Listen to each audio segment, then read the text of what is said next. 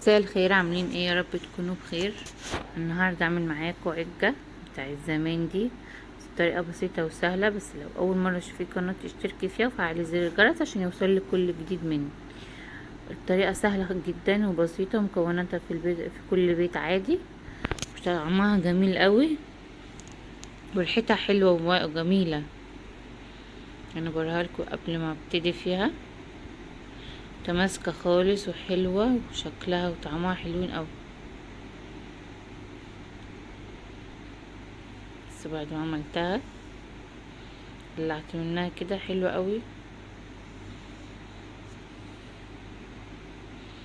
وهشة كده وجميلة مش مكتومة ولا حاجة. هنبتدي بقى كده في الطريقة.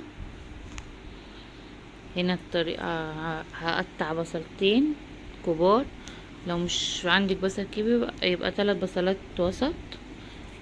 حطيت هنا كده شوية زيت بس مش كتير يعني عشان ما تبقاش مزيتة في الايد وانتي بتاكلي. سبته يسخن بس كده ورحت هحط عليه الايه، البصل اهو. البصل مش متقطع صغير قوي ولا كبير قوي.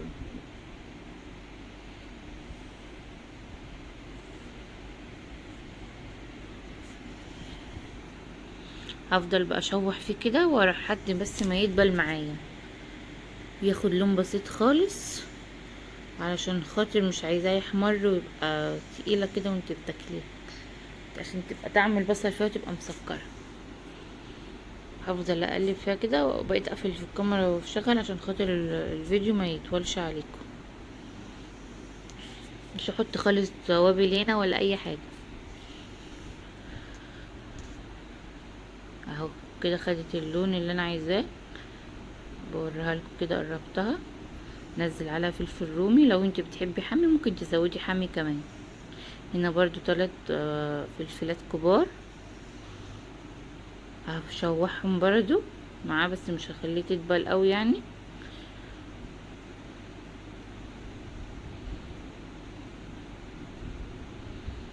اقعد اقلب بس فيها كده تقلبتين 2 واروح نازله عليها بالايه، بالطماطم. 4 طماطمات برضو وسط، مش كبار قوي.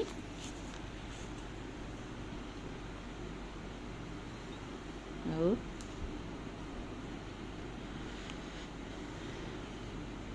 هقعد اقلب بقى كده فيها شويه، بس برضو مش هخليها تنزل ميتها يعني. كنت انا موطيه النار في الاول، كده هعليها بقى اهو.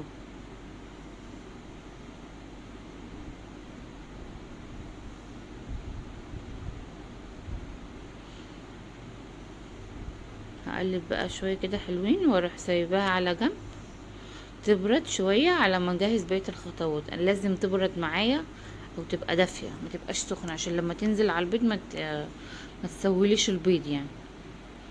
كده هطفي عليها بقى واسيبها ايه، تبرد شويه.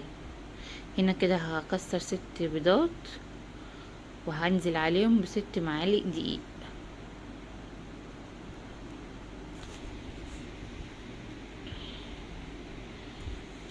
كل بيضة قصادها معلقة دقيق. كده 3 4 5 6 اللي جاي هي دي.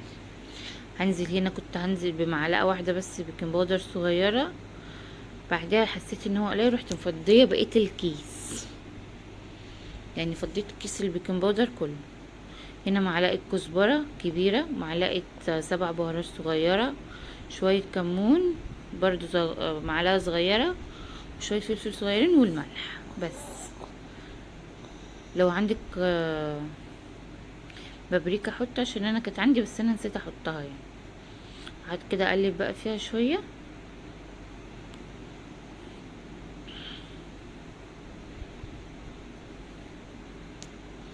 كانت صعبة اوي في التقليب عشان حطيت الدقيق مرة واحدة وما كنتش عارفة اقلبه. كده خلصتها قلبتها اهو. كده الاكل برد جنبي، اللي انا كنت عاملاه اللي هي الخضرة دي اهو. ده قوامها كده. هتقلب فيها برضو تاني.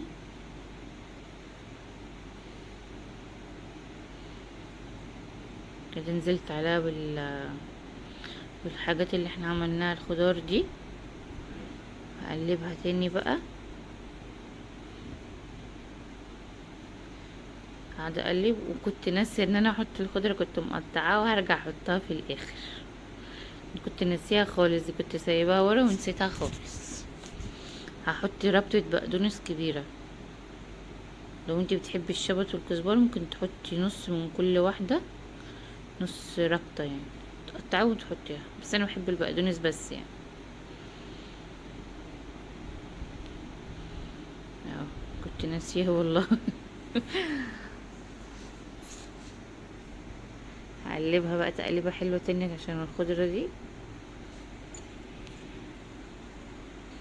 الملح على حسب الرغبه اللي انتي عايزاه، بتحبيه حادق بتحبيه مظبوط، على حسب ما انتي عايزه.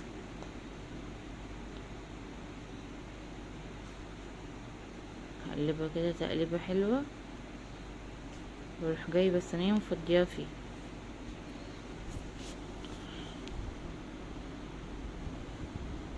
بص بقى، عشان هي حصلت معايا هنا حاجه، انا حطيتها هنا في الصينيه دي وجت كتير عليها، جت هتبقى منفوخه قوي، فرحت نقلاها في صينيه عاديه تاني، صينيه تيفال عادي ولا جرانيت. دهنتها برضو زيت من الاول، ورحت حطاها ورحت حطاها تاني.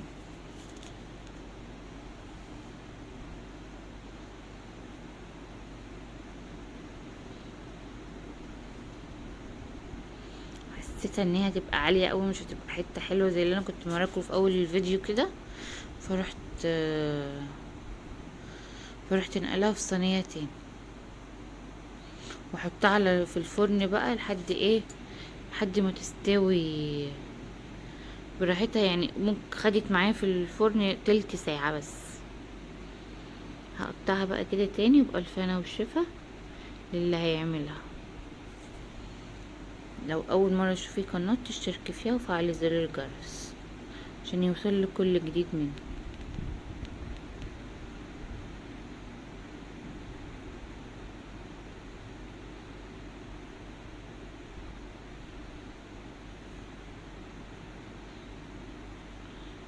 انا هنا مكنتش سايباها تبرد قوي، عشان كده كانت مفتفتة في الاول زي كده يعني. ممكن تسيبها تبرد خالص يعني، وبعد كده تقطعيها براحتك، بس انا عشان كنت عايزة اخلص التصوير يعني.